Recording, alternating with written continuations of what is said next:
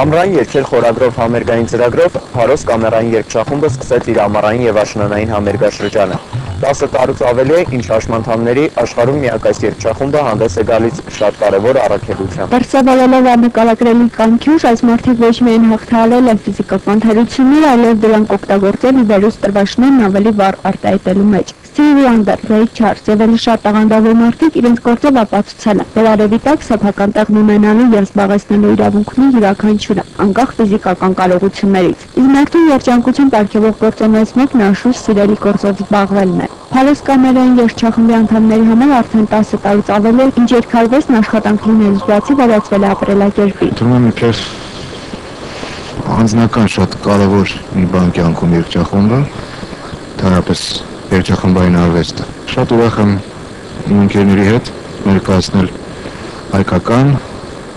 կամ ոչ հայկական երգարվեստը։ 1993-ին ընդհանրապես 6 երգիչներ որոշեցին հանդես գալ երգչախմբի կազմով։ Միայն գերմի ֆերմինային մտերիմների առաջ։ Սակայն ժամանակի ընթացքում կազմն աճեց։ Երգწერից վերածվելով քարաձայն երգչախմբի, Փարոսը սկսեց մասնակցել մրցույթների եւ փառատոների։ Այդպես ծնունդ առավ հաշմանդամների աշխարհում դեռևս միակ երգչախումբը։ Երգչախմբի անդամների գերակշռող մեծամասնությունը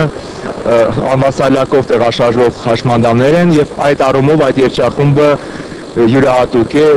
նույնիսկ միակն է աշխարհում, նույնիսկ երբ մենք մասնակցում ենք եւ պատրաստում ենք մասնակցել տարբեր միջոցառումների արտերկրում, կազմակերպիչները սկզբից չէին հավատում, որ կարող է այդպես երգչախումբ լինել։ 2000-ին Փարոսը Ջերսի կղզում մասնակցեց Ջերսի միջազգային փառատոնին, այնտեղ հայկական երաժշտությունն ընդունվեց որպես անակնկալ։ Երգչախմբի անդամների համար մեծ պատասխանատվություն էր օտար հանդիսատեսի առաջ ազգային նկարագիրը ներկայացնելը։ Մեր կատարումն ինձ թվում է դուր է գալիս, բերում ինչ-որ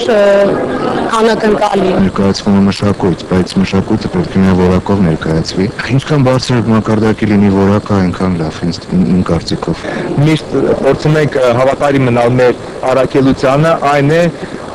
հայ երգի միջոցով ներկայացնել մեր հարուստ մշակույթը